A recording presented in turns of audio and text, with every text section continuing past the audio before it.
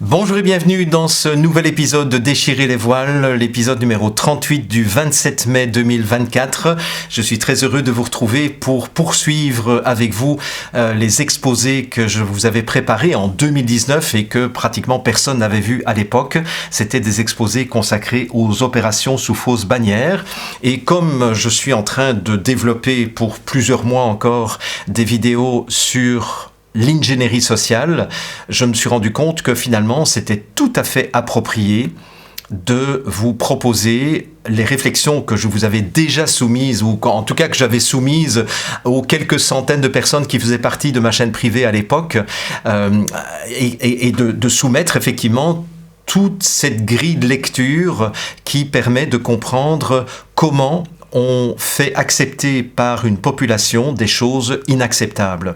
Et comme je l'ai exposé dans la vidéo de la semaine dernière, eh bien, c'est cette fameuse équation problème, réaction, solution.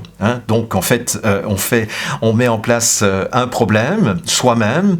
Évidemment, ça crée une réaction émotionnelle de la part de la population, et puis on apparaît comme le sauveur qui va venir solutionner les choses, alors qu'en réalité, il n'y a rien du tout à solutionner. À la limite, le problème est totalement fictif. Et si le problème est réel, le problème, la plupart du temps, a été créé par les gens qui veulent s'emparer de nos droits fondamentaux, de nos libertés fondamentales, veulent justifier le fait qu'il y a de plus en plus de contrôle des populations, et donc il y a de plus en plus de restrictions de nos libertés fondamentales. Voilà. Donc, je poursuis donc cette série consacrée à l'ingénierie sociale et aux opérations sous fausse bannière, avec la deuxième vidéo que je recycle, daté toujours du 9 décembre 2019, donc avant la crise Covid, mais continuez à écouter attentivement ce que je racontais bien avant qu'on ne nous déclare une urgence sanitaire, et bien avant aussi qu'on revienne avec l'urgence climatique et qu'on essaye de nous imposer un certain nombre de choses. Je fais allusion bien entendu toujours aux travaux de Thierry Messant, que nous avons eu le plaisir d'inviter jeudi dernier. Je fais allusion aussi à la regrettée Claire Sévrac, qui avait écrit à l'époque la guerre secrète contre les peuples. Je dirais que maintenant, la guerre n'est plus secrète contre les peuples. Je pense que l'avantage de la crise Covid, c'est que cette guerre contre les peuples, guerre annoncée et rappelée par Emmanuel Macron, eh bien, cette guerre maintenant, c'est une guerre qui est ouverte contre les peuples, elle n'est plus secrète. Voilà. Donc, je vous laisse en compagnie d'un autre moi-même qui date de décembre 2019, donc mes cheveux étaient un petit peu différents.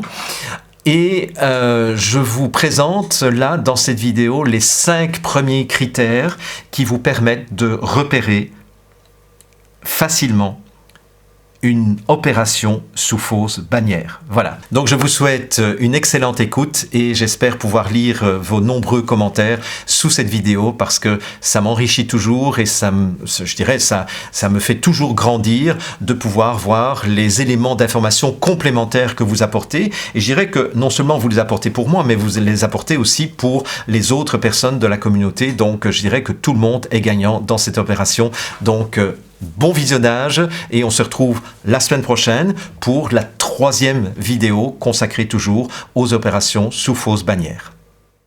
Bonjour et bienvenue dans ce 2e exposé principal consacré aux opérations sous fausse bannière ou aux False Flag Operation. Comme je vous l'ai annoncé dans l'exposé numéro 1, j'ai préparé pour vous très longuement un certain nombre d'éléments qui vont vous permettre de repérer par vous-même. Parce qu'en fait, c'est ça mon but. Mon but, c'est que je ne vous mâche pas tout le travail, c'est que vous commenciez à être autonome dans votre regard critique de toutes les nouvelles d'informations que les médias dominants vous balancent à longueur d'année. D'accord ? Donc, je pense que avec les nombreux exemples que je vais vous donner dans cet exposé aujourd'hui, vous serez de plus en plus apte à détecter vous-même les manipulations qui sont à l'œuvre et qui ne visent qu'une seule chose, c'est à réduire notre zone de liberté, à réduire donc notre discernement aussi, et à nous réduire de plus en plus en esclavage. Bien, alors donc, 11 points dans cet exposé que j'ai préparé à votre attention. Et ces 11 points, c'est de vous donner des critères qui vous permettent donc de détecter, lorsque on est face à un événement dramatique, dans quelle mesure est-ce qu'on pourrait avoir des indices de preuve que cet événement est un coup monté par le pouvoir en place, par l'élite mondiale. Et le premier point, le premier critère, c'est l'envergure de l'événement. Alors l'envergure de l'événement, qu'est-ce que ça veut dire? Ça veut dire d'abord, vous pouvez vous poser la question quand vous écoutez les médias, est-ce que l'événement est un accident visible, spectaculaire? Par exemple, dans le cas de l'ordre du Temple solaire, on a quand même 53 ou 54 victimes qui sont suicidées simultanément. Ça, c'est un événement spectaculaire. Ça a marqué les esprits. Le 11 septembre, c'est un événement qui est spectaculaire. On a plus de 3000 personnes qui sont mortes dans ces événements. On a 2 tours qui se sont effondrées. Il y a 4 avions qui ont été détournés et qui ont été détruits. 19 pirates de l'air, etc., etc. Donc c'est quelque chose de très spectaculaire. Les attentats du Bataclan, l'attentat de Charlie Hebdo, l'attentat du 14 juillet, même l'incendie de Notre-Dame de Paris, tout cela, ce sont des choses spectaculaires. Donc là, évidemment, ce seul critère ne devrait pas être un critère suffisant pour dire « Ah, c'est une opération sous fausse bannière ». Mais vous avez une checklist et vous vous demandez « Est-ce que c'est quelque chose de spectaculaire ?» Et si l'événement n'est pas spectaculaire, on peut se demander, est-ce que ça se trouve dans un lieu symbolique, un lieu chargé de symboles? Alors, c'est clair que le Reichstag, par exemple, quand j'ai pris l'exemple dans la conversation du lundi numéro 18, quand j'ai pris cet exemple-là, le Reichstag, c'est la maison du Parlement allemand.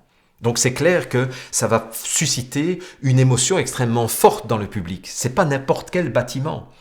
Le World Trade Center, écoutez, c'est quand même les bâtiments les plus hauts de Manhattan et il s'effondre en plus. Donc c'est le World Trade Center, ça veut dire le centre du commerce mondial. Et ce sont les tours numéro 1 et 2. Donc c'est le symbole du capitalisme dominant, triomphant, qui sont attaqués. Donc symboliquement, c'est extrêmement fort. En plus, le Pentagone, qui est le lieu de l'armée la plus puissante du monde, qui se fait attaquer. Vous voyez ?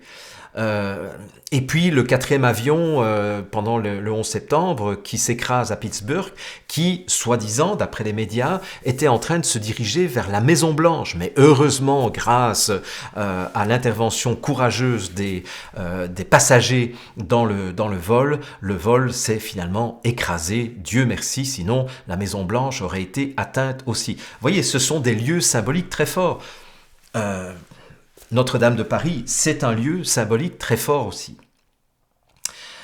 L'envergure de l'événement, ça peut être aussi un acte horrible, mais qui est amplifié en plus par les médias, que ce soit les suicides collectifs, mais ça peut être aussi les tueries collectives dans des écoles primaires, dans des écoles secondaires, etc., avec un tueur fou isolé qui va massacrer des enseignants, des enfants innocents, etc.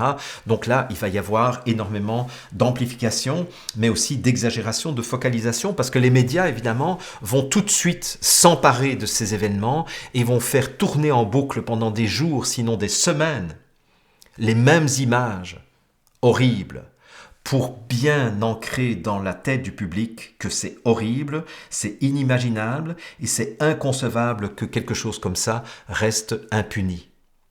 Et bien entendu, les choses prennent une telle dimension d'horreur qu'on ne peut pas imaginer que ce soit le gouvernement lui-même qui ait fomenté tous ces actes barbares. Ça va ?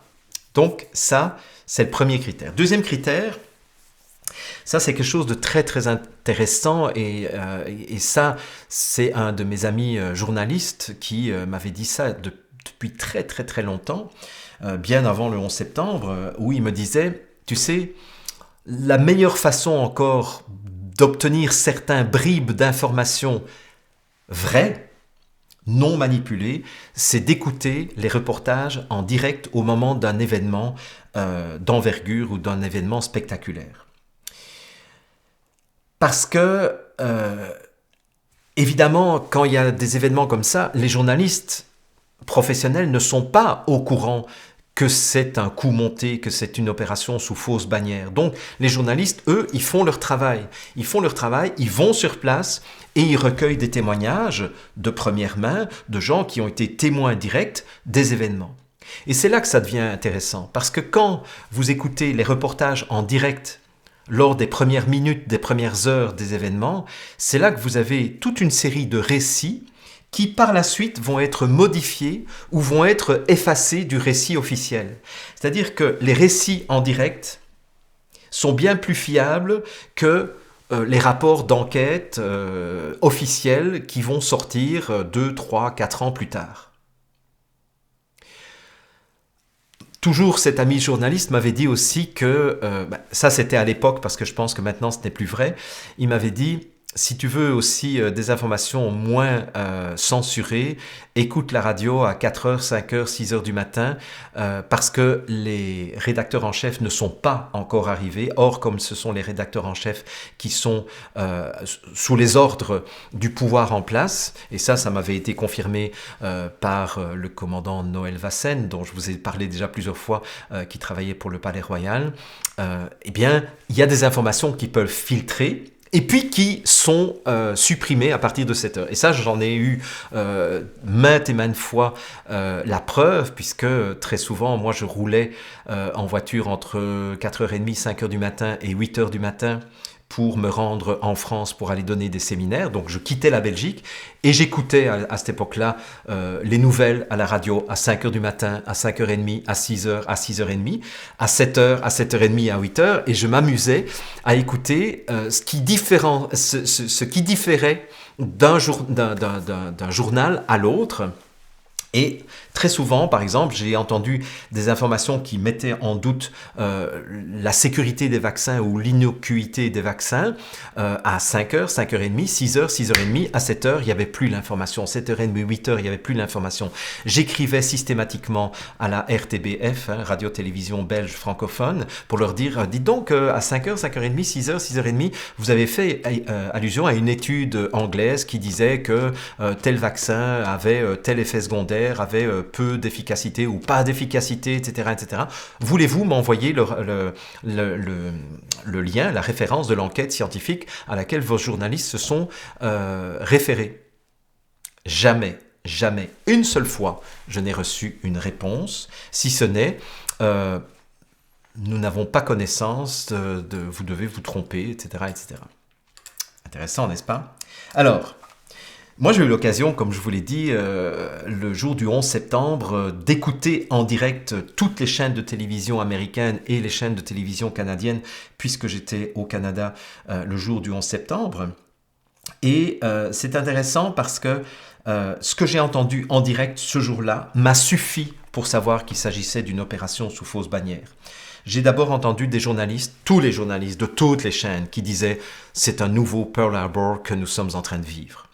Or, je vous ai expliqué dans la conversation du lundi numéro 18 que Pearl Harbor était une opération sous fausse bannière, que le gouvernement américain savait qu'ils allaient être attaqués par les Japonais, après les avoir provoqués suffisamment pour déclencher cela, et finalement, ils ont laissé massacrer quelques milliers de soldats américains pour avoir la légitimité d'entrer dans la Deuxième Guerre mondiale. Mais là, ce qui était vraiment drôle, c'était les événements du 11 septembre sont un nouveau Pearl Harbor. Mais ce qui est intéressant aussi, c'est que tous les journalistes d'une seule voix faisaient les mêmes commentaires. Ça aussi, ça devrait vous mettre la puce à l'oreille, parce que c'est comme s'ils avaient reçu de la même agence de presse les mêmes instructions en même temps. J'ai entendu de nombreux témoins en direct, d'heure en heure, et ces témoins en direct, entre autres près des tours du World Trade Center, témoignaient du fait que ils avaient entendu des explosions dans le sous-sol du World Trade Center numéro 2, juste avant l'impact du deuxième avion, une centaine d'étages, enfin aux 80-90 étages plus haut, qui avait eu des explosions et il y avait des gardes de sécurité qui étaient dans le 5e sous-sol, qui sont ressortis du sous-sol brûlés en partie à cause de ces explosions. Des témoins ont dit aussi qu'ils avaient entendu au moment de l'effondrement des tours des explosions répétitives. Bam, bam, bam, bam, bam, bam, bam, bam. En disant c'était et les témoins étaient la plupart du temps des pompiers, des policiers qui disaient on a entendu des explosions au fur et à mesure de l'effondrement de la tour numéro 1, de la tour numéro 2, etc. Qu'est-ce qu'il y a encore Ah oui, ça c'était vraiment très bizarre. C'est que j'ai entendu plusieurs journalistes qui étaient en studio ou qui étaient sur place qui annonçaient l'effondrement du World Trade Center numéro 7,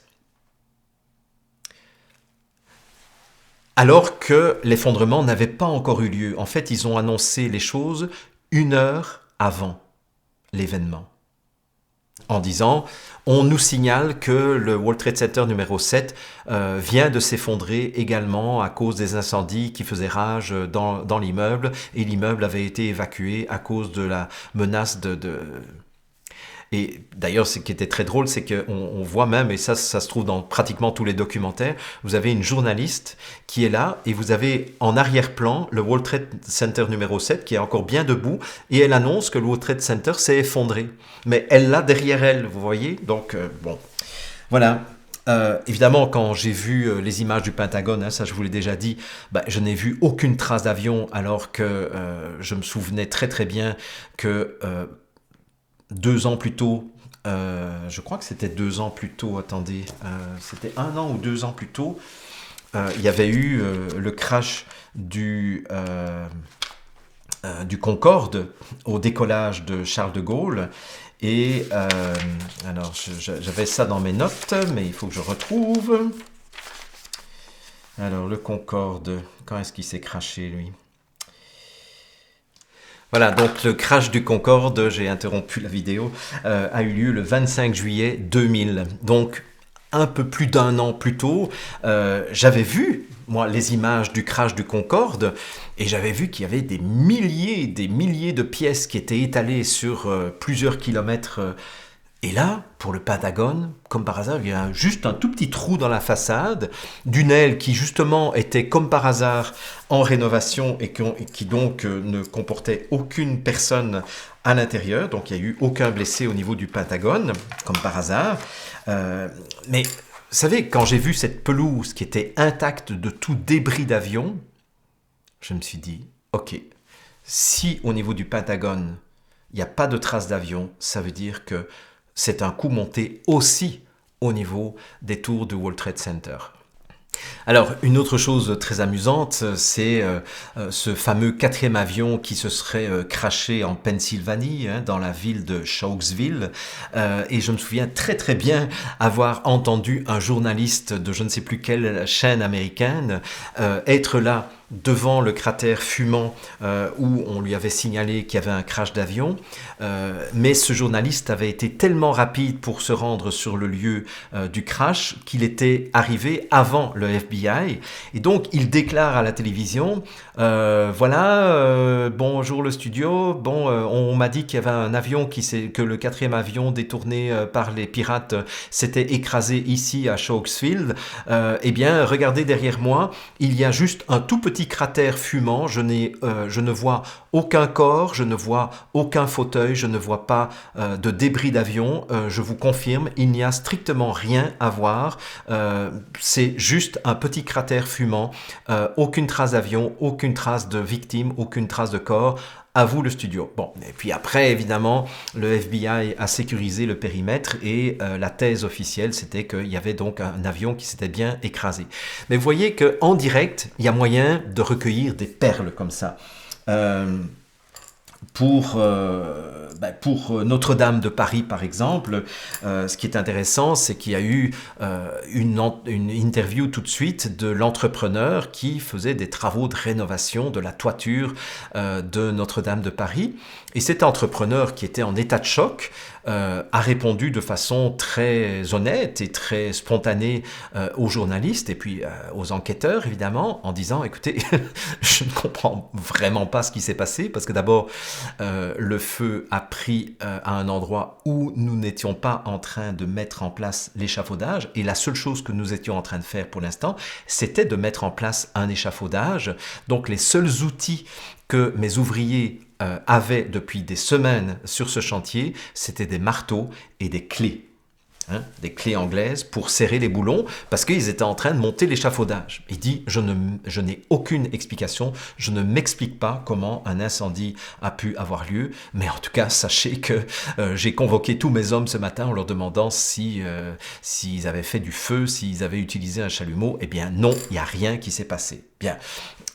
En direct aussi, quelques heures après, on a interviewé l'ancien architecte de Notre-Dame de Paris qui disait, écoutez, moi, j'ai aucune explication comment on peut faire brûler aussi rapidement du chêne tellement sec qui a 800 ans d'âge et dans lequel il est même impossible de faire imprégner un produit ignifuge ou quoi que ce soit. Et il l'a dit avec beaucoup d'humour, il dit, vous savez, il faut beaucoup d'allumettes pour faire brûler une poutre en chêne comme ça, je n'ai aucune explication. Alors on lui demande, oui, mais est-ce que c'est pas un court-circuit? Il dit non, c'est impossible, moi je connais très bien tout le circuit de détecteur d'incendie et tout le circuit de sécurité.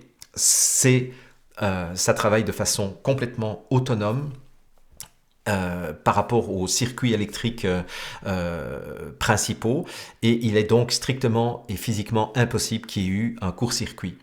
Il y a eu aussi des interviews de gens, des fidèles qui étaient à la messe au moment où ils ont entendu une première explosion. On les a fait sortir de la cathédrale, puis on les a fait rentrer quelques minutes plus tard. Ils ont entendu une deuxième explosion, je ne sais plus combien de minutes plus tard. Ils sont ressortis cette fois-là définitivement, et c'est là qu'ils ont vu qu'un incendie avait lieu. Donc une explosion, ça n'a rien à voir avec un mégot de cigarette d'un ouvrier qui met le feu à des poutres grosses comme ça et qui ont 800 ans d'âge et qui sont absolument ininflammables. À moins qu'on ne mette beaucoup de carburant pour faire partir cette charpente. L'ordre du Temple solaire, j'étais en Suisse au moment où il y a eu ces soi-disant suicides de l'ordre du Temple solaire, et les habitants d'un des villages ont témoigné du fait qu'ils avaient vu 3 grosses limousines noires dévaler à vive allure le village en provenance du chalet qui a été partiellement incendié au moment de ce soi-disant suicide collectif. Qu'est-ce que 3 grosses limousines noires faisaient sur les lieux d'un suicide d'une secte apocalyptique? On peut se le demander. Donc, ça c'est le deuxième critère. Premier critère, l'envergure de l'événement et l'envergure émotionnelle et médiatique aussi, avec tous les lieux symboliques. Deuxième critère, ce sont les récits en direct, les témoignages en direct, qui vous permettent déjà d'avoir des premiers indices de qu'est-ce qui se passe là, de quoi on me parle là? Et puis quand on nous a annoncé, en plus, mais ça je vous l'ai déjà dit, qu'on avait retrouvé les manuels en arabe dans une voiture de location dans l'aéroport de Boston, enfin dans le parking de l'aéroport de Boston, là je dirais que ça a confirmé mon hypothèse qu'effectivement on était bien devant une opération de grande envergure de fausses bannières. Alors, troisième chose qui devrait vous allumer la conscience, ce sont des conclusions de l'enquête qui sont émises par les médias avant même l'ouverture de l'enquête. Ça, c'est vraiment extrêmement bizarre. Vous savez, quand il y a un meurtre ordinaire, quand il y a un accident ordinaire, un accident de la route, etc., Habituellement, les journalistes ne disent rien. Ils disent, bon, il faudra que l'enquête détermine les causes exactes de l'accident ou détermine exactement ce qui s'est passé, etc. Et parfois, on doit attendre des semaines ou des mois pour avoir un début d'explication de ce qui s'est passé. Mais comme par hasard, dans les opérations fausses bannières, comme il faut tout de suite hypnotiser l'esprit du public dans le fait que cette seule version-là est la version qui compte, eh bien, les médias vont immédiatement donner les conclusions de l'enquête avant même que l'enquête ait été ouverte. Alors, je vous donne quelques exemples. Pour l'ordre du Temple solaire, moi j'étais toute la semaine en Suisse en tournée de conférences, donc c'était un grand hasard. Je ne suis pour rien dans les assassinats de l'ordre du Temple solaire. Et le juge d'instruction, qui s'appelle André Piller, a déclaré immédiatement après la découverte macabre dans les 2 chalets en Suisse et à Morenice au Québec, il a dit « C'est un suicide collectif flagrant, sans indice à rechercher. » Vous vous rendez compte? Donc, un juge d'instruction qui, le matin même de la découverte macabre, dit « C'est un suicide collectif flagrant, c'est flagrant, c'est évident, sans indice à rechercher. » Extraordinaire. Les médias ont immédiatement dit aussi « Les coupables, c'est Joe DiMambro et Luc Jouret. » On a parlé aussi d'un 3e coupable dont j'oublie le nom maintenant, qui était chef d'orchestre en Suisse. Et c'est le fait d'une secte apocalyptique. La conclusion est déjà tirée. Vous voyez, les corps ne sont même pas refroidis, on est déjà en train de tirer les conclusions. Bien. Le 11 septembre, c'est la même chose. Dans l'heure qui a suivi les attaques des premiers avions, tous les journalistes de toutes les chaînes déclaraient qu'il s'agissait d'un coup de Al-Qaïda, dont personne n'avait jamais entendu parler, et que le cerveau de cette affaire, c'était Oussama Ben Laden. C'est quand même extraordinaire. On est dans une confusion totale. L'avion au niveau du Pentagone ne s'était même pas encore écrasé, et on dit déjà c'est Al-Qaïda qui a fait le coup et c'est Ben Laden, c'est clair. Donc chers concitoyens, allez-y, mettez-vous dans la tête et retenez bien le nom Al-Qaïda Ben Laden, Al-Qaïda Ben Laden, Al-Qaïda Ben Laden. Comme ça réduit la pensée critique de tous les gens qui s'abreuvent aux médias dominants journellement, si vous voulez. En plus, on savait directement, en direct, qu'il y avait 19 terroristes à bord des 4 avions. Waouh, comment est-ce qu'ils ont fait le compte qu'il y avait 19 terroristes immédiatement, là, comme ça? Et on a retrouvé la voiture avec les manuels en arabe, etc. Donc, en fait, l'enquête était déjà terminée avant même qu'on ait ouvert une enquête. Pour Charlie Hebdo, même chose. Ce sont des terroristes islamistes. D'ailleurs, il y a un voisin qui a entendu Allah Akbar. Et on a retrouvé leur carte d'identité dans la voiture qu'ils ont abandonnée. Donc, c'est clair, c'est un attentat terroriste islamiste. Point barre. Revendiqué par je ne sais plus qui, par Daesh, je pense, État islamique. Notre-Dame de Paris. Écoutez, moi j'ai écouté sur Internet le reportage de Notre-Dame de Paris. Les flammes étaient encore en train de brûler. On craignait même pour les tours à l'avant, là, parce que l'incendie risquait de s'introduire au niveau des tours. Et si elle s'était introduite au niveau des tours, Notre-Dame se serait complètement effondrée sur elle-même. Et je pense que c'était le but qui était recherché. Malheureusement, ça n'a pas marché. Les pompiers ont trop bien travaillé par rapport à ce qui était prévu. Mais j'ai entendu dans tous les médias que j'ai écoutés sur Internet, on écarte désormais, dès à présent, la thèse de l'incendie criminel. Je cite les mots des médias. On écarte dès à présent la thèse de l'incendie criminel. Mais bordel de merde! C'est encore en train de brûler, il n'y a aucun enquêteur qui est monté, il n'y a aucun enquêteur qui a essayé de recueillir des indices, mais on nous dit déjà que on écarte dès à présent la thèse de l'incendie criminel. Voyez comme on oriente l'opinion publique. On lui dit, voilà ce qu'il faut croire. Et on dit, le feu a démarré parce que la cathédrale était en travaux. Voilà, donc la cause, ce sont les travaux, mais comme vous le savez, mais ça j'y reviendrai, les travaux n'avaient pas lieu là où le feu a démarré, et en plus les travaux c'était juste monter un échafaudage avec des marteaux et des clés. C'est un peu compliqué pour défendre une thèse comme celle-là. L'usine d'Abrazol, dès que l'incendie n'était même pas éteint, on disait déjà on peut rassurer la population, aucun produit toxique ne se dégage et donc la population est tout à fait en sécurité. Ils nous ont fait le même coup avec le nuage de Tchernobyl où, soi-disant, le nuage s'était arrêté à la frontière franco-germanique. Pour l'assassinat de John Fitzgerald Kennedy, par exemple, on nous a tout de suite annoncé que le tireur isolé avait été arrêté. Je ne sais pas si vous vous souvenez, enfin, vous ne vous souvenez peut-être pas, moi je ne m'en souviens pas en tout cas, parce que c'était en 1963, donc j'avais 2 ans à cette époque-là, donc 2 ans et demi, donc je ne peux pas m'en souvenir, mais c'est 1h30 après l'attentat que le présumé assassin de John Fitzgerald Kennedy a été arrêté dans une salle de cinéma. Lee Harvey Oswald. Et donc, tout de suite, la thèse officielle, ça a été un tireur isolé, a tiré, on a retrouvé son fusil d'ailleurs, et on l'a arrêté 1h30 plus tard. Comment est-ce qu'ils ont fait pour retrouver un gars qui venait d'assassiner le président des États-Unis et qui était en train d'écouter un film au cinéma?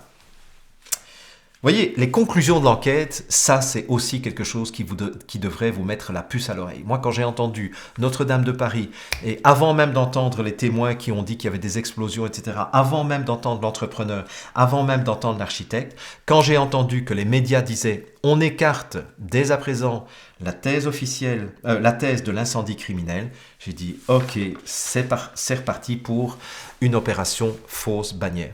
Vous voyez que rien qu'avec ces 3 premiers indices, vous devriez déjà être en alerte maximum et en scepticisme maximum.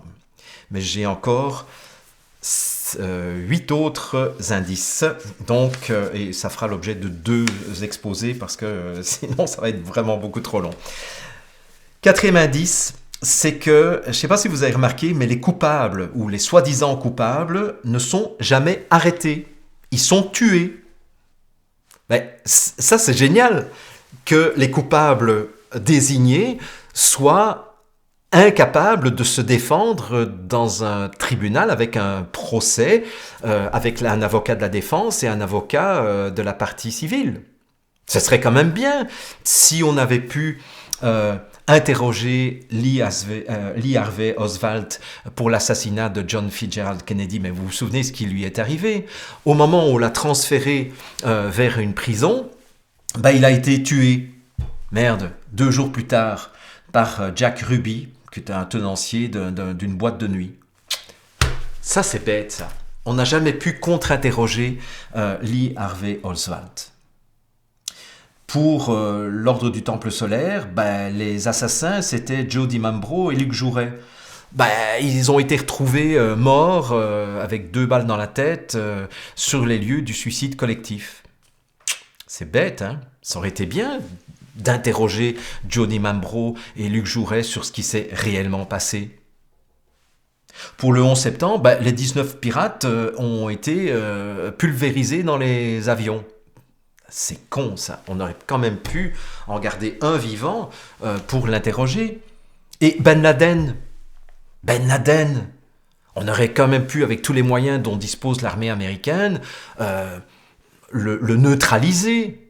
Et puis le traîner devant un tribunal pour qu'il réponde de ses actes et pour qu'il témoigne.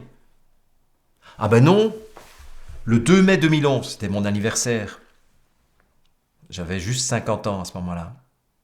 Le 2 mai 2011, une opération commando a assassiné Ben Laden et les cons, ils n'ont pas fait que l'assassiner. Ils l'ont jeté à la mer. Ils ont jeté son corps à la mer. C'est quand même extraordinaire. pour faire disparaître le fait que quoi? Ben parce que en fait, le gars qu'ils ont assassiné le 2 mai 2011, c'était pas Ben Laden, parce que Ben Laden, il était mort depuis 2002. Ça, c'est con d'aller assassiner quelqu'un qui est mort depuis 2002. Donc, comment est-ce qu'on fait? Ben, on fait disparaître le corps après l'avoir assassiné, en disant, ben ça, c'était tellement un grand méchant que le commando américain s'est débarrassé de lui et l'a jeté à la mer, a fait disparaître le corps. C'est vraiment bête, hein? Pour Charlie Hebdo,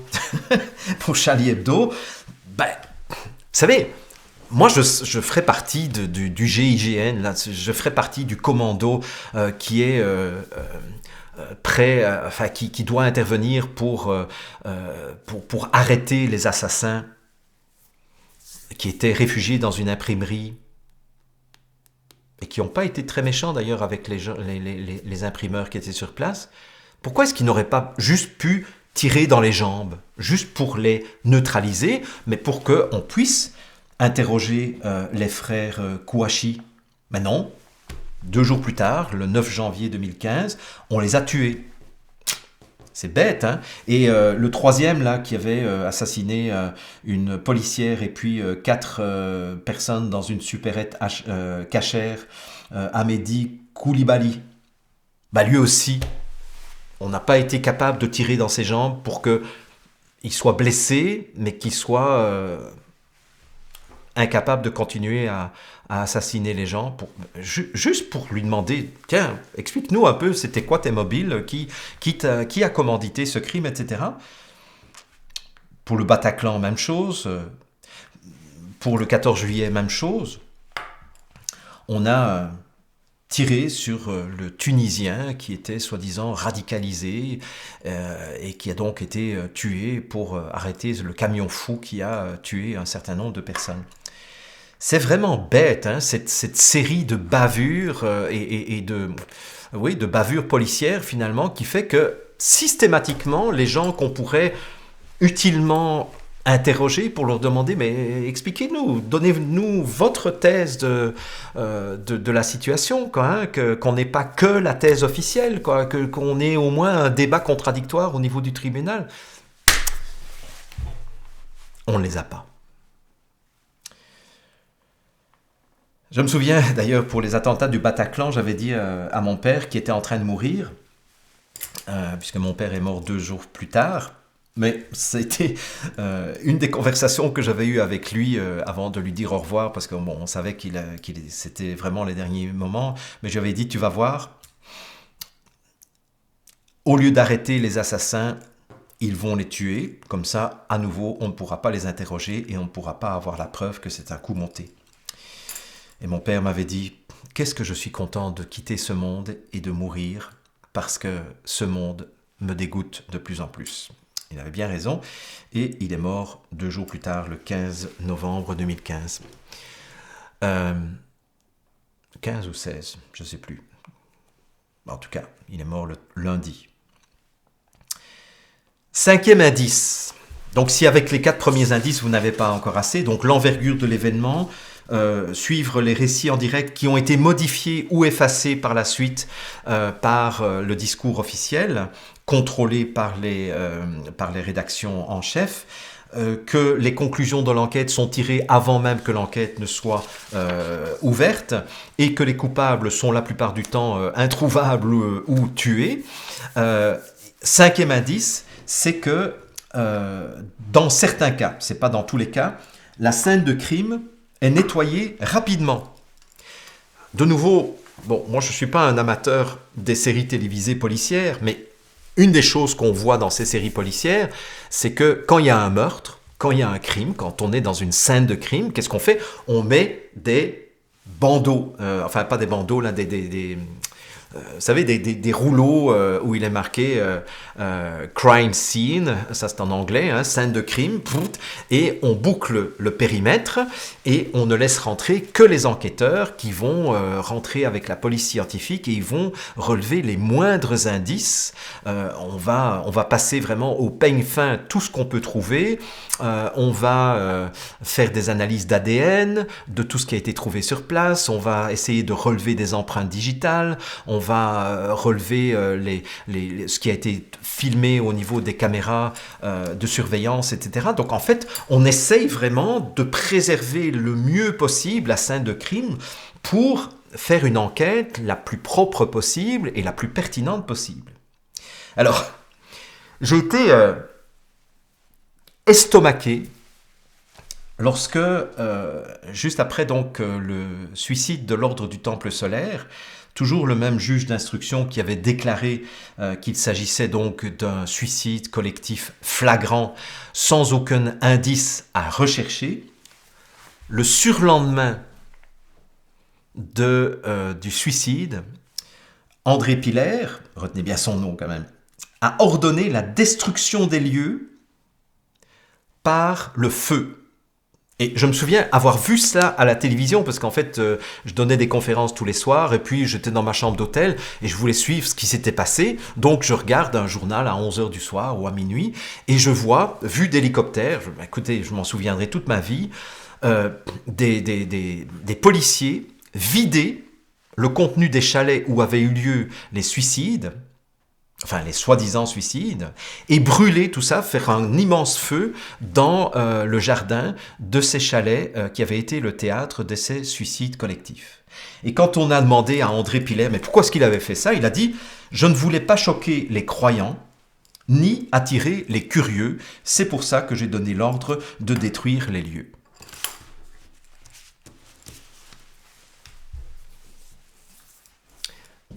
Vous savez, quand il y a des choses aussi grosses que cela, douter encore du fait que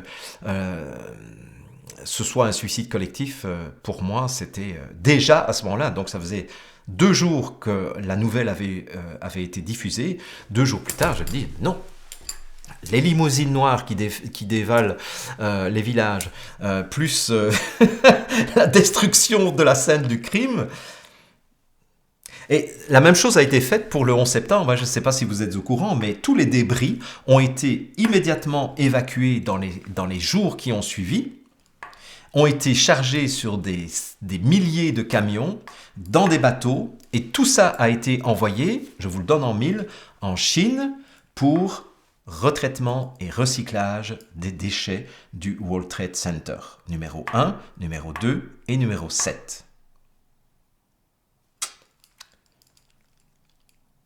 Moi, c'est pas ça que j'aurais fait si j'avais été le juge d'instruction en charge de l'enquête du 11 septembre. Je sais pas là. Je sais pas vous là, mais moi, c'est pas ça que j'aurais fait.